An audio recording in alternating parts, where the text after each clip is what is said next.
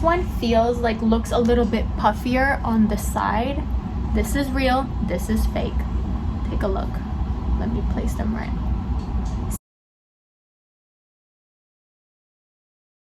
Hello guys, it's your girl Nurse Kirsten. We are back for another video. So this video is actually going to be a little bit different. This is actually a first time experience for me. I have never purchased anything like this before, and I wanted to really get into learning how to authenticate. I actually ordered a non-authentic a mini classic rectangular. I reached out to somebody, and like for private reasons I cannot tell you guys who it is. I would say that the price is about 1/10 compared to like obviously an authentic one. I paid $3.50 even for just this one thing, goods and services protection. So of course, whenever you do something like this, make sure that you have yourself protected, because you don't want to take on like that risk. That was a risk I was honestly willing to take, because I was just like really wanting to learn. And whenever I see pictures online, people are saying, oh yeah, that's definitely a fake, that's it.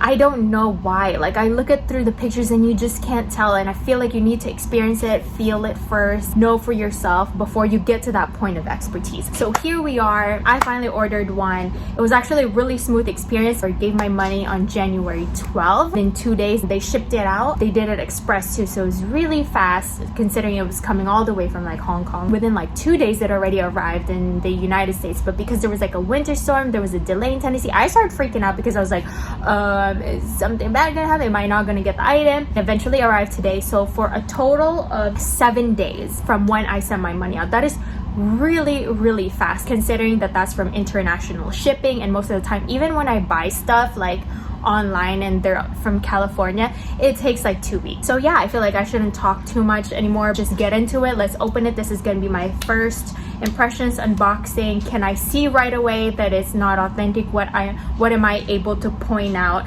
that already screams red flags? Stick around and find out, and you can basically learn. So the package came like this, very dirty. I'm struggling to open this. This is like done a little too tightly. Literally what feels like 10 minutes later, I am able to open it and get this box out. It's a little bit dirty. Okay, so I grabbed one of my authentic boxes. Now I can compare the two. So both of them have the magnetic. Can you tell? Okay, I can tell one thing. With the not authentic one, which is this one, the spacing is a lot closer, so the letters are a lot closer to each other, and with a real one is a little bit more spaced out. Font is pretty close honestly, but if you look at the letters, the letter N is thinner in the fake one, and the letter N is a little bit wider on the real. If you take a look at the letter E, the middle line is shorter than the top and bottom, and in the fake one it's even all throughout. I'm learning so many new things just by having a fake one in front of me. Believe it or not, this box, there is like a little bit slanted. So the real one is straight. This one feels slanted by just like this much. It's really hard to see in the video, but if you have it right in front of you, you can kind of tell. To somebody who's looking at this like really quickly, they might get fooled. I'm honestly nervous about what it's gonna look like on the inside. Tissue paper. Oh my gosh, you guys, this is insane. They have a receipt, and they even have like a cashier number and all that information. They put like a cashier customer number, they put a time, the price and the amount, taxes 00. That's one red flag that I've learned from a lot of friends, is the real receipts usually will show the tax. The little message here in the receipt, and it says like all sale items are final. Make sure that you read it. If there's like any spelling errors, that's definitely fake. All sale items are final sale. There's a wrong spacing between the L and the E. Footwear once worn is not returnable. Swimwear, sunglasses, and intimate apparel are not returnable. I said that, but the spelling for intimate and apparel is wrong.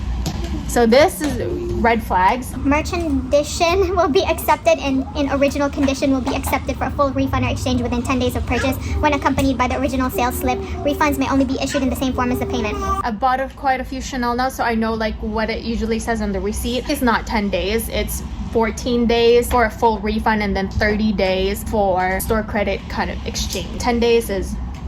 They included this, which they have this in some of the Chanel bags, but the paper here is thinner. This, I have no idea what this says. Camellia flower is very different. So here they use this like plastic, acrylic, polyester kind of feel. It just doesn't look very even in the petals. Immediately I can tell a difference in the texture. In the video you probably won't, but the fake one is too smooth, whereas the real one has like this like slightly bumpy texture to it. Now let's look at the shopping bag. This is too flimsy. It's almost like when you get paper bags from the dollar store versus like a relatively good quality one. You just know. And in the inside they have, it's white. With the real ones it's black. This was really easy to fold, whereas with the real ones it's pretty hard to fold. I shop so much that I have so many of these shopping bags, but see how this has more of a matte finish and the fake one is way too shiny. And again, earlier when I talked about the camellia flower, you can see that is the real one. This is a fake one, way too shiny, and the real one is more of a matte and it's all black inside, and it doesn't feel like the type that you can just easily rip. Whereas with this one, look at how quick that is to rip. Like, it's falls apart easily. And now onto the actual bag. There is a huge like chemical, plasticky smell. The real one, it just smells like leather. So that's another red flag. Dust bags of Chanel feel very different than this fake one.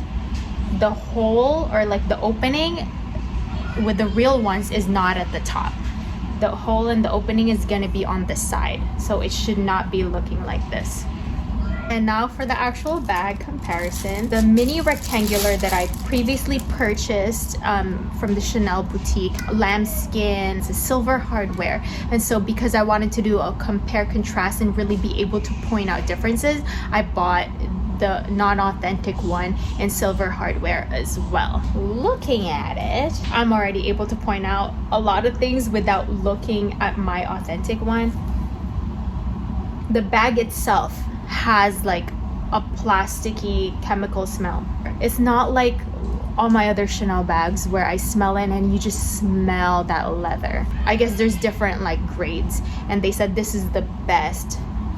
But to me, honestly, this doesn't even really pass like a super fake. I can tell it's a little bit crooked, and I think it's a little bit too big. It looks a little crooked to me, like instead of being straight, it's a little bit placed like this. Feeling it, it's a little too smooth feeling. It's almost like there's a layer of a layer of plastic or something. So let's look at the inside. This one is also a little bit crooked. Now I say that as if like Chanel is perfect. There's so many Chanels too, the real ones that are like slightly crooked, slightly off. I mean, even my Coco handle was slightly like tilted. The flap was. The lettering should be the same color as your hardware. Okay, one thing I can say is that opening a fake one is a little bit messier and more of a hot mess and doesn't feel quite luxurious. Like an unboxing of a real one definitely feels like a luxury, and an unboxing of a fake one is just kind of like, you know.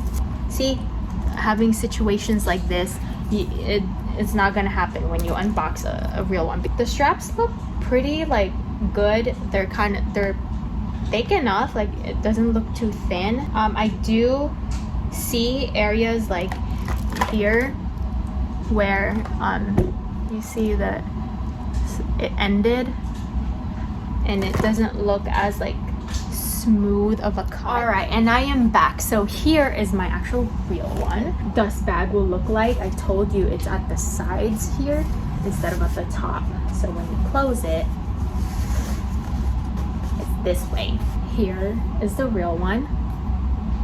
not a single chemical smell. Like, it just doesn't scream plastic. See, even with my real one, it does look a little bit slanted, not too much. This looked too shiny, I guess, like with that chemical finish on it. Are you able to tell which is real and which is fake? This is just a tad too shiny compared to this one, just a little bit. Like, and again, it might be a little different on the video, but for me in real life, I can see just like the 10% extra shininess of the fake versus the real. This one feels like looks a little bit puffier on the side. This is real, this is fake. Take a look. Let me place them right. See how it's just a little bit more puffier, and this one is already like collapsing right here, whereas with the real one it's still puffy all the way up to here. With the quilted, if you count 1, 2, 3, 4, 5, 6, but on the side you'll have this like extra tiny area, just very, very small. As over here with the real one, you've got 1, 2, 3, 4, 5, 6, but it goes all the way to the end, whereas the other one has that extra quilted triangle, whereas with this one, all the way to the end, so this is exact and precise. I look at the straps, the fake one is a lot shinier than the real one. The real one has a little bit more like texture, you can see, and this is all too smooth with the fake. Same thing, kind of like what I said earlier with the quilted triangles. With the real one, everything is exactly the triangles end exact to the edge of the bag. This is the real one, edge, it goes all the way. With the fake one, it goes to the edge, and then you have an extra, it goes to the edge with an extra edge, and you have an extra, it goes to the edge, and you have this extra edge and extra edge and this extra. After like 3 minutes of hardcore staring between the two chips, the fake one and the real one have like almost identical shape, size, and everything, so that one was actually really, really hard. The one thing I did notice though was that in the fake one, it is placed a lot lower in comparison to the real one, which is right up there. If you look at it from over here, it does look really close. Again, other than that, this is just a little bit more shiny in real life compared to this one. Also, they did inform me that what they use to make the fake one is sheepskin, and the authentic one is lambskin. So it's just a more mature leather and is not as expensive as lambskin, because lambskin is baby. And I think that's all that I have to say for today. I mean, this was a really great experience. I got to like see firsthand what to look out for, and I feel like this has definitely increased my knowledge, and I'm now extra like vigilant and able to be a little bit more OCD. I definitely took on a risk because I wasn't sure if this was gonna come out looking like total crap and it'll be like way too obvious, and so I'm really glad for how this went down, how smooth it was, that I didn't get scammed first and foremost. And I honestly feel like within that 20 minutes of looking over and comparing, contrasting the two, I have learned so much more than I ever have just from like talking and listening to people on what to look out for. I'm just like that type of learner where I have to feel it, go through it, and then I know for myself. I hope this was also educational and helpful for you. You can never tell, especially with like so-called super fakes around. I don't think this was a super fake, because apparently with like super fakes it would be very, very hard to tell those details, whereas with this one I caught quite a lot of things. This is probably just like a very good replica, but not to the level of a super fake. There's still a lot of super fakes that end up passing through authenticators and get sold in a lot of third-party websites than with their own hired authenticators.